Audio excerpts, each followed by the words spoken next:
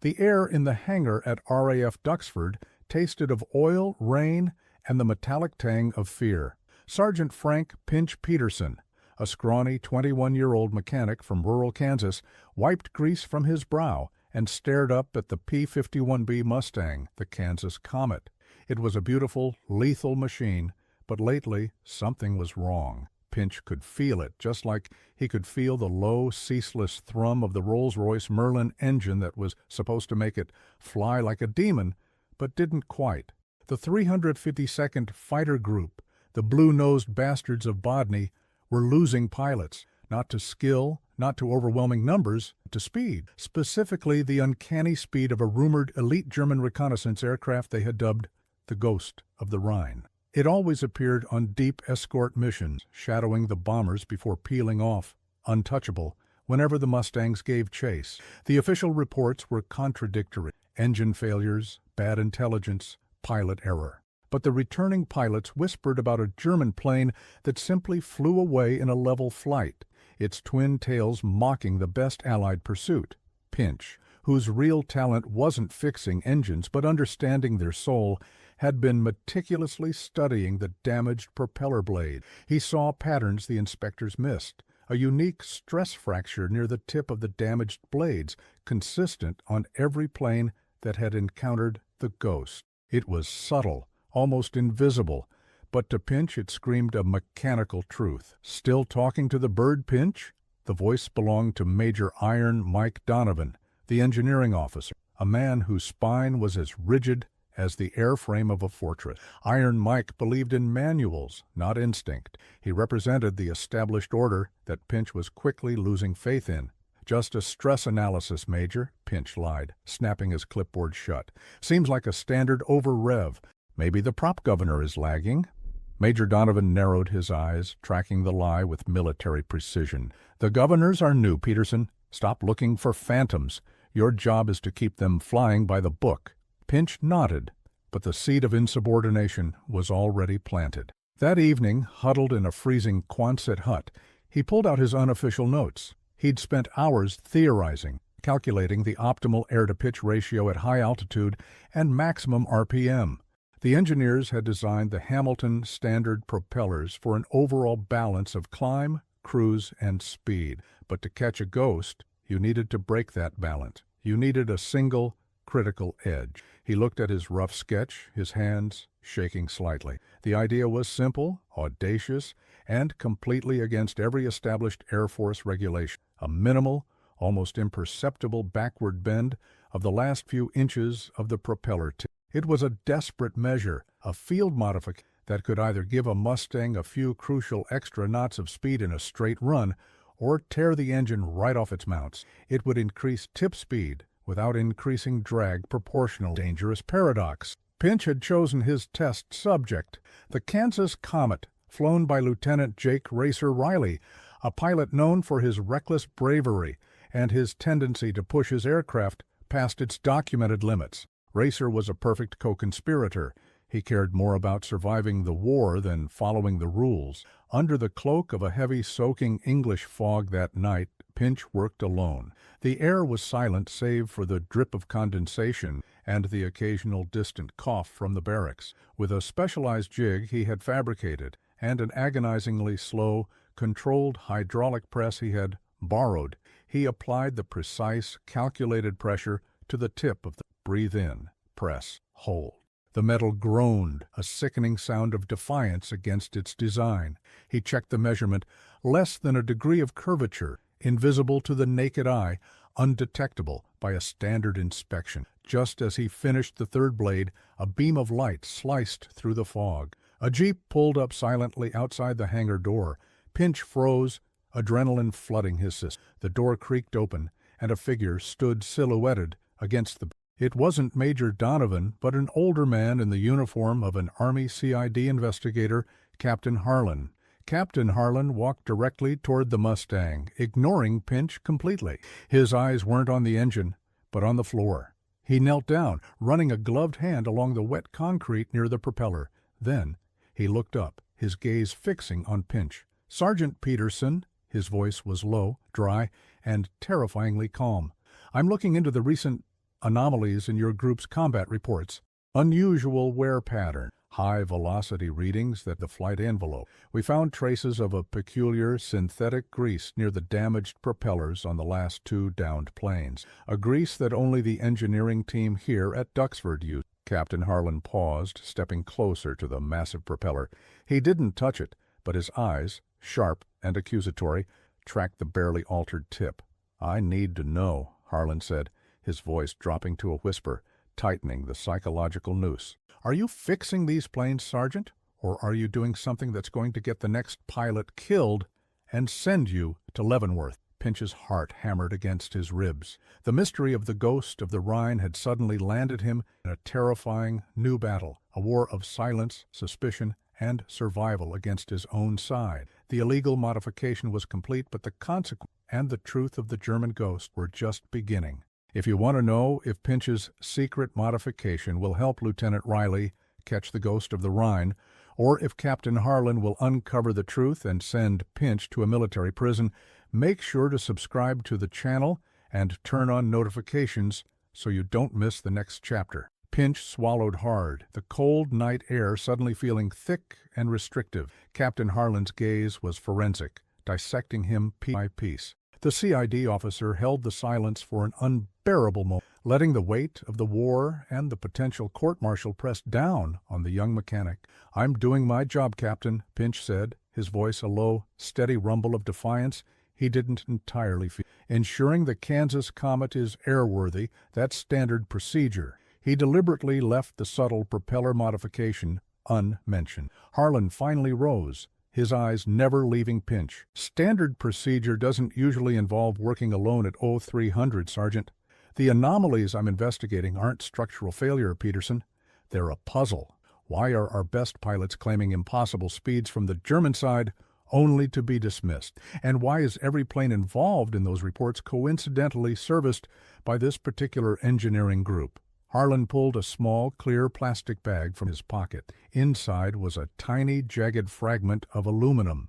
This was recovered from the tail section of a damaged Mustang, alongside traces of that Duxford-specific grease.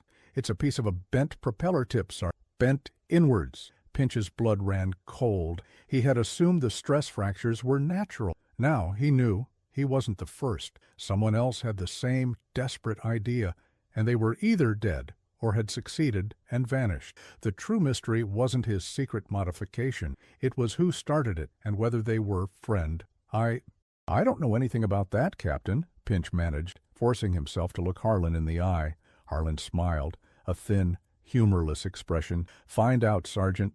Because if you're a part of something illegal, I will expose it. If you're a part of something that saves lives, I will ensure the men who tried to bury the truth face consequences. Either way, someone is lying, and it's costing us Harlan slipped the fragment back into his pocket, a silent promise. "I'll be watching. Don't do anything that compromises the investigation or your career." He turned and vanished back into the fog. Pinch didn't move for a long time. Harlan wasn't a rigid Major Donovan. He was a man who smelled a conspiracy and was willing to chase it into the dark. The bent tip fragment suggested a shadow operation, an early, perhaps fatal attempt at the same idea Pinch had just executed. The next morning, the base buzzed with nervous energy.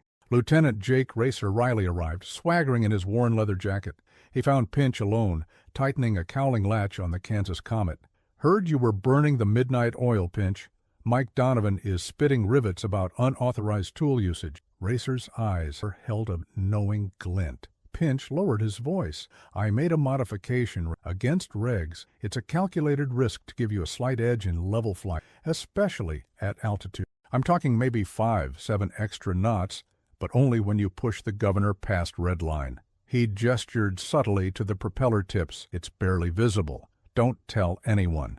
Racer looked at the propeller, then back at Pinch, a slow smile spreading across his face. 5 knots, you say? Enough to outrun a BF-109 in a straight line? That's all I need, Pinch. That damn ghost has been laughing at us. If this works, you'll be a legend. If it doesn't, well, better than being a footnote." The day's mission was a deep escort into the Ruhr Valley.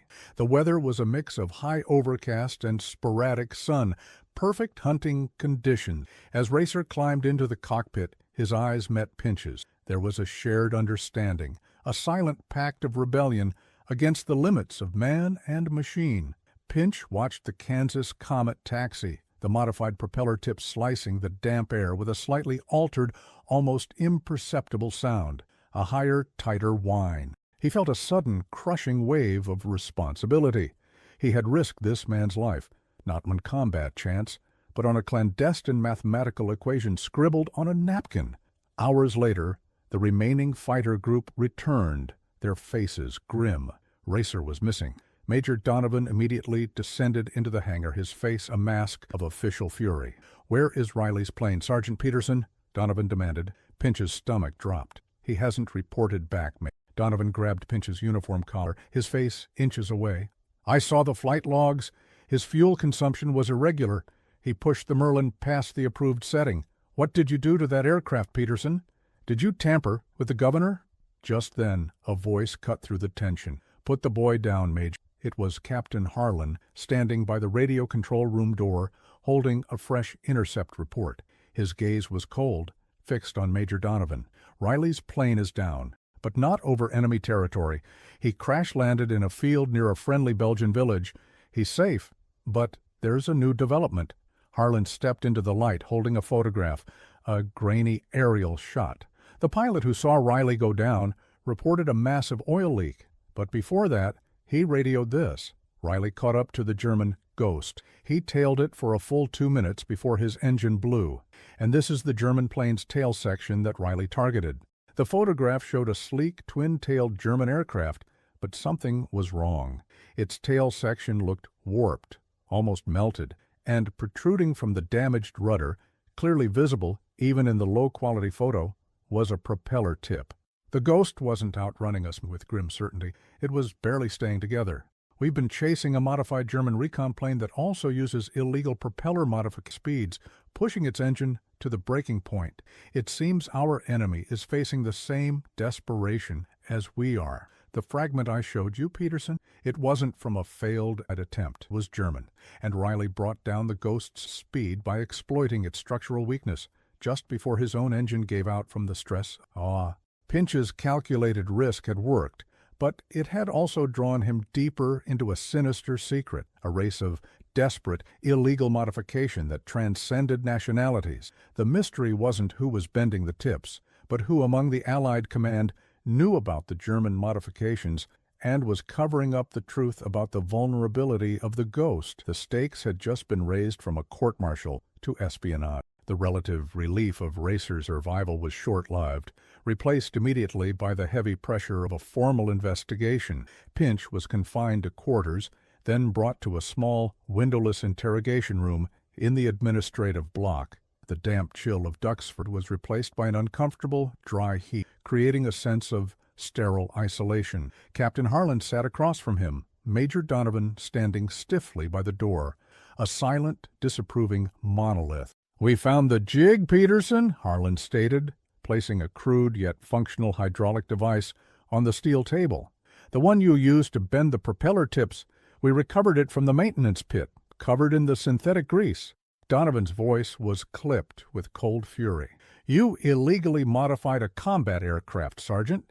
You endangered a pilot and potentially compromised a secret operation. This is treasonable negligence." Pinch remained calm, fueled by the conviction that his action, while reckless, had been necessary. "I gave Riley a fighting chance, mate. His report, which I assume you've read, confirms he matched the Ghost's speed, briefly, and disabled its tail, forcing it down. He wouldn't have caught it otherwise. The official specs are wrong." Harlan leaned forward, his eyes boring into Pinch's. "Why did you do it, Sergeant?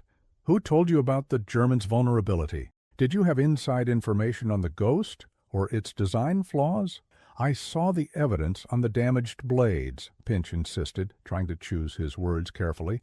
"The unique stress fractures. They were too consistent. They indicated an unnatural load on the propeller tip due to an alteration in the pitch geometry at high RPM.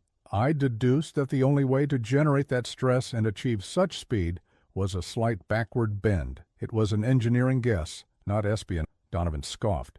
An engineering guess that perfectly mirrored the Germans' illegal modification? Preposterous.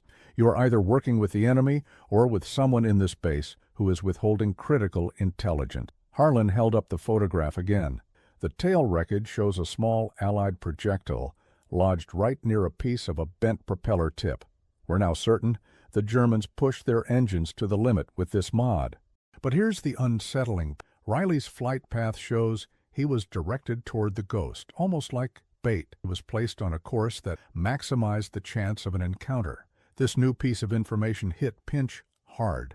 The successful chase wasn't luck, it was orchestration. Someone on the Allied had known about the German mod, known about its instability, and deliberately sent Racer and his secretly modified P-51 to confirm their theory, using Pinch's illegal work as an unsanctioned deniable. I was working independently, his voice stronger now, realizing he had to navigate a political minefield, not just a mechanical one. But I believe someone was directing someone in command who knew the truth about the Germans' bent tips and was waiting for a chance to test an unauthorized countermeasure without risking an official prototype. Donovan's face went white with sudden rage. "That's a direct accusation against command, Sergeant." Harlan silenced the major with a curt wave of his hand. He was intrigued, his investigative mind latching onto the internal conspiracy. "We've analyzed the flight command logs for Riley's sortie. The unusual vector that put him in contact with the Ghost originated from a high-level operational desk, a temporary liaison officer assigned to Duxford from headquarters, a colonel named Elias Vance.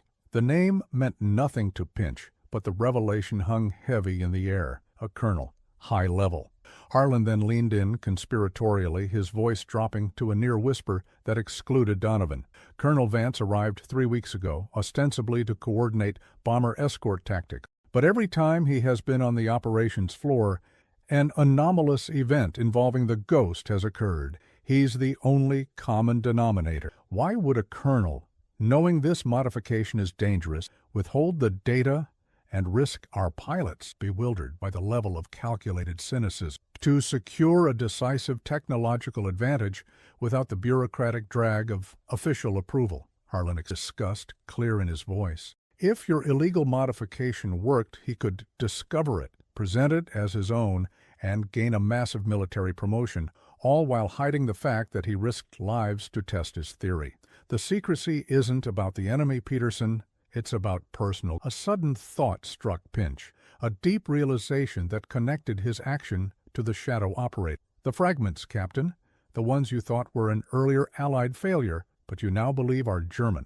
Could Colonel Vance have recovered that German wreckage, known about the bent tip solution, and used my activity to validate the concept? Harlan stared at the propeller fragment on the table, then at Pinch. The mystery had shifted completely. Pinch was no longer the subject of the investigation, but a pawn in a terrifying game of ambition and military secrecy. He was now a target for a powerful officer who would stop at nothing to cover his tracks and claim a victory. The colonel is scheduled to leave Duxford tomorrow morning before the official report on Riley's incident is finalized, his voice tight with urgency. He knows his window is closing. If he leaves, the truth about the German Ghost's vulnerability and his part in the cover-up goes with him. We have less than 12 hours to expose him. Pinch looked at the jig on the table, realizing he had just engineered a military advantage that was being used against his own men. The growth he experienced was a brutal understanding. The war was fought not just against the Axis, but against internal corruption.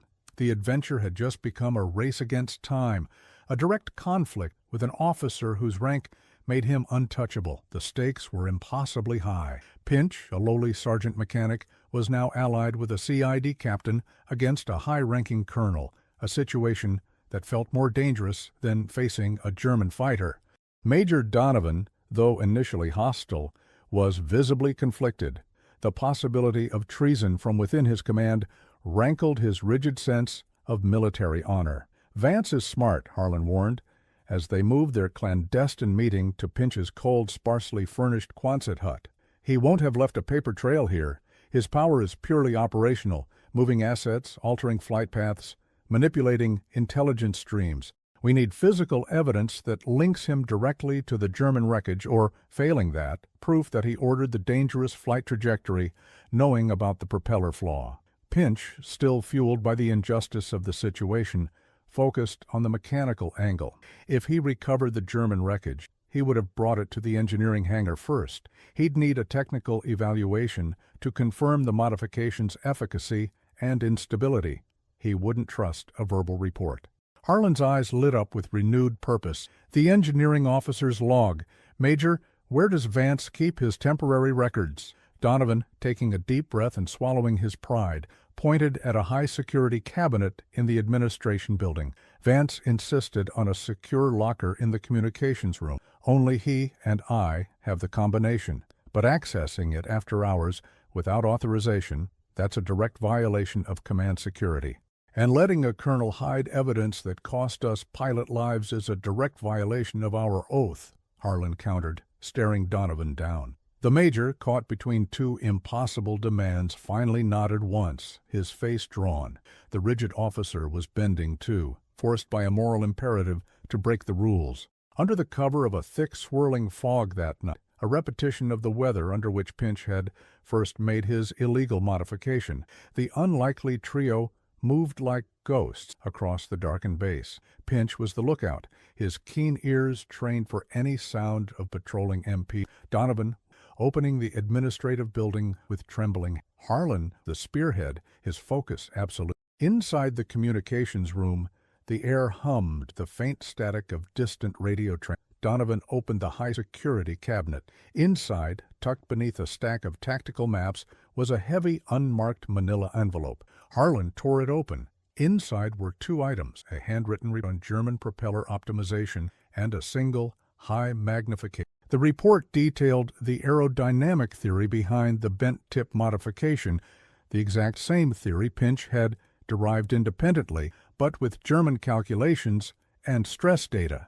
It confirmed that the modification significantly increased speed but reduced the lifespan of the engine due to vibration and material fatigue. The photograph, however, was the truly damning evidence. It was an extreme close-up of a damaged propeller from the Ghost wreckage, and clearly visible on the blade, etched by a forensic tool, were the initials. E.V. Colonel Elias Vance had not only recovered the wreckage, but had personally marked a key piece of evidence before hiding it. He marked it to confirm it was his discovery, Harlan whispered, his voice laced with disgust. He was planning to unveil this discovery to headquarters after leaving Duxford, claiming the strategic insight was his own, with the fatal flaws removed. He planned to use the field data from Racer's flight, the ultimate test, to prove his theory, regardless of the cost. Pinch felt a chilling wave of psychological terror. The real enemy wasn't the German pilot in the Ghost. It was the ruthless ambition of Colonel Vance, who saw men and machines as disposable data points. Just as Harlan was securing the evidence, the communications room door burst open. "Hands up! Drop the package!" Two MPs stood in the doorway, their rifles raised. Behind them, smiling with cold, predatory satisfaction, was Colonel Elias Vance. "Peterson, Donovan, Harlan," Vance drawled, stepping in. "Such a cozy little conspiracy. I knew you'd be tempted by my little locker, Captain. What was it you were hoping to find? Proof of my genius?" Harlan, quick and composed, threw the manila envelope across the room toward Pinch. "Grab it, Sergeant. Get out." The MPs lunged. Donovan, with a sudden, decisive roar, body-checked one of the soldiers, sacrificing himself to buy Pinch time. Pinch scooped up the envelope and sprinted toward the back door, the report and photograph clutched in his hand. "Stop him!" Vance bellowed. Pinch burst out of the administrative building and plunged into the fog. The air was thick and disorienting, and he could hear the pursuit immediately behind him. He ran straight for the one place he felt safe, the maintenance hangar. It was a labyrinth of tools, shadows, and silent aircraft. He was no soldier, but he was a master of his domain. He scrambled under the fuselage of a nearby P-47 Thunderbolt, the manila envelope tucked securely into his flight jacket. The beam of a flashlight cut through the fog, sweeping over the floor just inches from his boots. The mystery was resolved. The bent propeller tips were a desperate, mutual strategy on both sides of the war, and an American colonel had turned that secret into a tool for self-promotion, risking every pilot under his command. But the adventure wasn't over. Pinch was now a fugitive, carrying the only evidence that could exonerate him and expose the deception. His growth had come at a brutal price. He was fighting a war on two fronts, and the internal one was far more treacherous. The hangar was his sanctuary and his trap. Pinch flattened himself against the cold metal belly of the Thunderbolt, the heavy scent of gasoline and hydraulic fluid stinging his nostrils. He could hear Vance's orders echoing through the vast space. "Find the sergeant. Secure the envelope. He cannot leave this base." The psychological pressure was immense. Pinch knew the evidence he carried, the German report and the initialed photo, was his only defense, and the only way to save Major Donovan and Captain Harlan from court-martial. Vance would stop at nothing to retrieve it and destroy the witnesses. Pinch saw his op. The Kansas Comet was still in the hangar, undergoing minor repairs after the crash landing. Its engine was intact, its tanks were full for the next ferry flight back to the main depot, and its propeller tips were still illegally bent. It was the only machine capable of getting him out quickly and safely. He moved silently, using the rows of parked fighters as cover.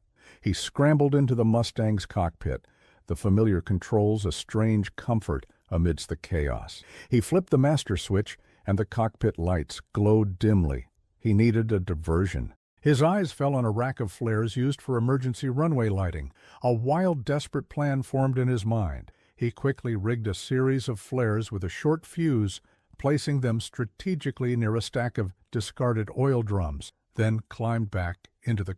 He cranked the inertia starter. The massive Merlin engine caught with a cough and a roar, drowning out the shouting of Vance's men. "He's in Riley's plane! Shoot the tires!" Vance screamed. Pinch slammed the throttle forward. The Mustang lurched, the illegally bent tips of the propeller a blur as they cut through the hangar air. The plane tore down the center aisle, forcing MPs to scramble for cover. Just as the Mustang reached the hangar doors, the flares ignited, bathing the oil drums in a blinding crimson light. The Pinch smashed the plexiglass doors open with the wingtip. The sound an ear-splitting shriek of tearing metal and roared out onto the wet tarmac. He didn't taxi. He went straight for the active runway, the engine screaming under full power. He kept his head low, focused entirely on the runway lights. He could hear bullets pinging harmlessly against the thick armor plate behind the seat.